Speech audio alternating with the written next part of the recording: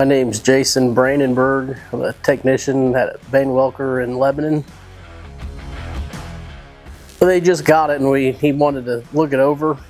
And I looked and saw some spots were thin and some stuff wasn't working. So just noticed it, checking everything out before he goes to the field. We're doing combine repairs, an elevator head and a bubble up auger housing. Well, usually you go to either you go to the store and get parts first, or if you already have your parts, you just go right to the customers and either their farm or in their field, wherever they're at, and you have something to do and you go here, there, and everywhere.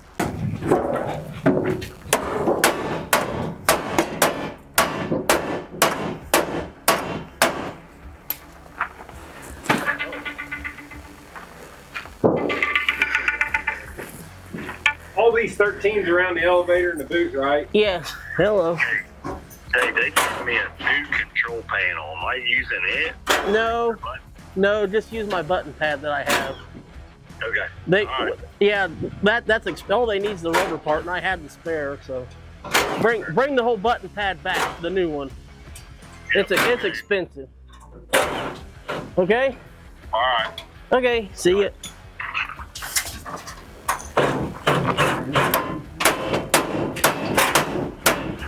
I like being out, not necessarily in the shop all the time, where you go out different places. You're usually never in the same place every day. At least not, days on end where you're seeing different things and different areas. It's not always the same every day. All the big things, sometimes we'll have another guy come out or the farmer helps when they can. We could take that loose and then we can slide it down and leave the rod there. That'd work too. Yeah, whichever way's easiest. That bracket, all those fixtures, there's 4 bolts that hold it on. It's got to come off. Just take it off. Yep.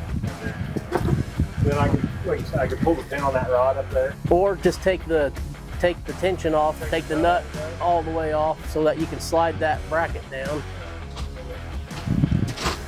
Yep.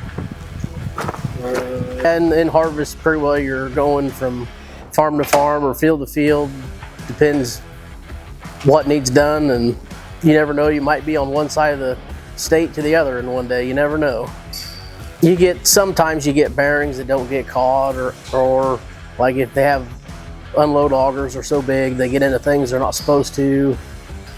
My family farms, and I knew I wanted to do something to help out with that.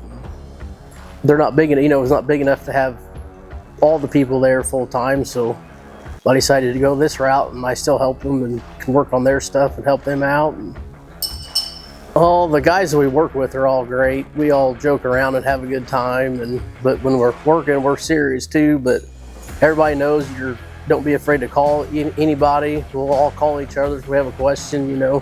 Other people have strengths in different areas as everybody, so we all kind of work off each other, and that's nice. We're a big team basically.